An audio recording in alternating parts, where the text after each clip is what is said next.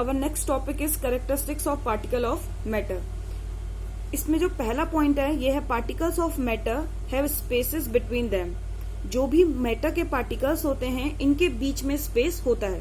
इस पॉइंट को जस्टिफाई करने के लिए यहाँ पे हमने एक एग्जांपल लिया है. यहाँ पे हमारा एक फर्स्ट बीकर है जिसमें हमने वाटर लिया है, एक सेकंड बीकर है जिसमें हमने यहाँ पे इंक ली है, इंक ब्लू इन कलर. अगर हम इन दोनों मिक्सचर को, वाटर को और इंक को मिक्स करेंगे तो हम देखते हैं ये जो वाटर है ये कम्प्लीटली ब्लू कलर में चेंज हो जाता है.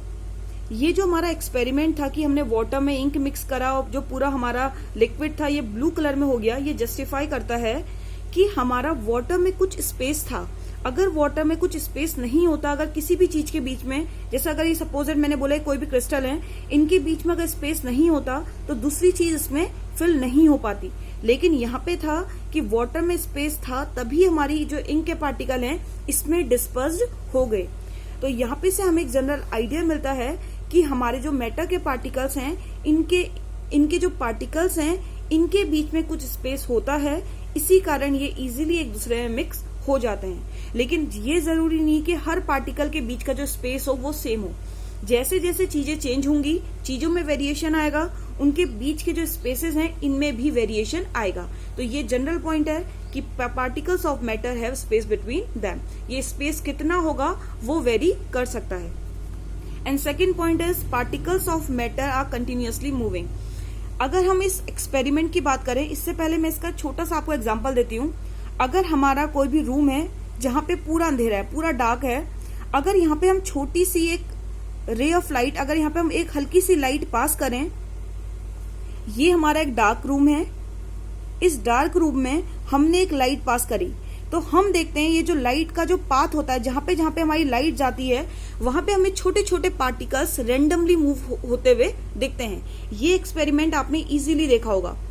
अगर किसी अंधेरे रूम में आप कोई भी लाइट पास करेंगे या टॉर्च की लाइट, किसी की भी लाइट अगर डालेंगे तो आपको जो भी लाइट का जो पाथ होगा, जिस पाथ से लाइट जा रही होगी उस पाथ में छोटे छोटे डस्ट के पार्टिकल दिखते हैं. और ये जो पार्टिकल्स होते हैं ये कंटिन्यूअसली मूव करते रहते हैं. तो आप एक चीज बोल सकते हैं कि जो पार्टिकल्स ऑफ मैटर हैं ये कंटिन्यूअसली मूव करते हैं, रैंडमली मूव करते हैं. तो इसको जस्टिफाई करने के लिए एक छोटा सा हमने एग्जांपल लिया. यहाँ पे हमने लिया एक चैम्बर लिया. इस चैम्बर को हमने दो पार्ट में डिवाइड किया. इस दोनों चैम्बर में हमने एयर फिल करी, लेकिन दोनों जो एयर थी इनके कलर में वेरिएशन था. जो ऊपर एयर थी ये नॉर्मल एयर थी जो कलरलेस होती है, वेयर जो नीचे हमारी गैस थी ब्रोमीन, ये हमारी ब्रोमीन वेपर्स थे. जो ब्रोमीन गैस के वेपर्स होते हैं ये रेड ब्राउन कलर के होते हैं. अब हम क्या करेंगे, ये जो पार्टीशन है इसको हम जैसे यहाँ से हटाएंगे तो कुछ देर बाद ये दोनों गैसेस आपस में मिक्स हो जाएंगी और हम देखेंगे जो पूरा चैम्बर है ये हमारा रेड ब्राउन कलर का दिखने लगता है. तो इससे हमें एक जनरल आइडिया मिलता है कि ये जो गैस के पार्टिकल्स हैं ये अपने अपने स्पेस में ना रहते हुए एक दूसरे के स्पेस को मूव करने लगे. तो इसका मतलब ये अगर पार्टिकल यहाँ के अगर इस गैस के पार्टिकल यहाँ की ओर, यहाँ के पार्टिकल यहाँ की ओर मूव कर रहे हैं तो इससे हम जनरल आइडिया लगा सकते हैं कि जो पार्टिकल्स हैं मैटर के वो हमारे रेस्ट में नहीं होते, वो लगातार मूव करते रहते हैं. तो हम एक स्टेटमेंट है particles of matter are continuously moving. And इसी जो कैरेक्टरिस्टिक्स है इसमें हमारा जो लास्ट पॉइंट है ये है particles of matter attract each other. कि जो हमारे मैटर के पार्टिकल्स हैं एक दूसरे को अट्रैक्ट करते हैं. अब इस पॉइंट को जस्टिफाई करने के लिए हम एक एग्जांपल ले सकते हैं. एक हमने आयरन का पीस लिया, आयरन का पीस, या आप अपने घर में एक आयरन की नेल ले सकते हैं, कील ले सकते हैं आयरन की. ठीक है, तो हमने एक आयरन की नेल ली, एक आयरन की नेल ली और एक कोई भी चौक का पीस लिया. अब हमने क्या करा, दोनों को तोड़ने की कोशिश करी. अगर आप आयरन की नेल को तोड़ने की कोशिश करोगे तो आप जानते हो कि आयरन की नेल को तोड़ना इतना इजी नहीं होगा, या हम बोल सकते हैं आयरन की नेल इजीली ब्रेक डाउन नहीं होगी. वेयर एज जो हमारी चौक है, चौक इजीली पीसेस में, अगर हम चौक को तोड़ने की कोशिश करें तो ये इजीली पीसेस में टूट जाएगी.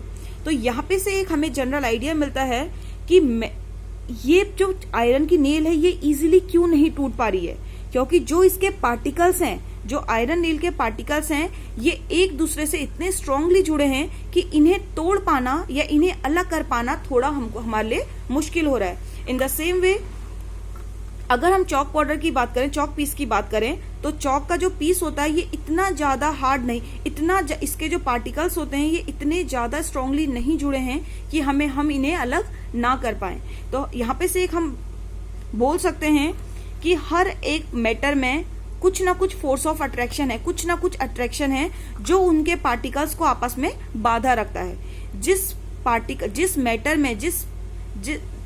जिस मैटर के पार्टिकल्स में फोर्स ऑफ अट्रैक्शन फोर्स बहुत ज्यादा होगा, उससे डिसोशिएट करना या उसे तोड़ना थोड़ा मुश्किल होगा। वेयरएज अगर किसी मैटर के पार्टिकल का अट्रैक्शन कम होगा तो उसे हम इजीली तोड़ सकते हैं। तो यहाँ पे से ओवरऑल हम बात करें तो हमारे कैरेक्टरिस्टिक ऑफ मैटर को हम तीन कैटेगरी में, मैटर की तीन कैरेक्टरिस्टिक्स हैं।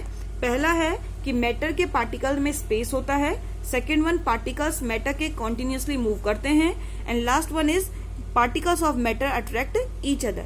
अब ये जो हमारे तीनों चीजें हैं इनमें अट्रैक्शन में भी वेरिएशन होगा, मोशन में भी वेरिएशन होगा। हर पार्टिकल का मोशन अलग, हर पार्टिकल का अट्रैक्शन डिफरेंट, किसी का ज्यादा किसी का कम। तो किस पार्टिकल का अट्रैक्शन ज्यादा, किसका कम, किसमें स्पेस ज्यादा है, किसमें कम स्पेस है, किसमें बहुत ही कम है, किसमें बहुत ज्यादा है, इस सब के बारे में हम स्टडी करेंगे आगे के टॉपिक में। स्टेट्स ऑफ मैटर को हम तीन पार्ट में डिवाइड करेंगे, solid state, liquid state and gases state. अब इनके बारे में हम आगे बात करेंगे कि सॉलिड स्टेट क्या है, लिक्विड स्टेट क्या है एंड गैसेस स्टेट क्या है।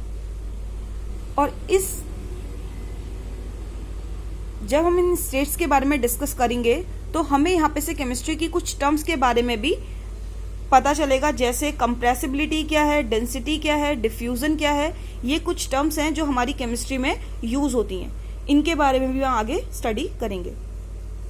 थैंक्स।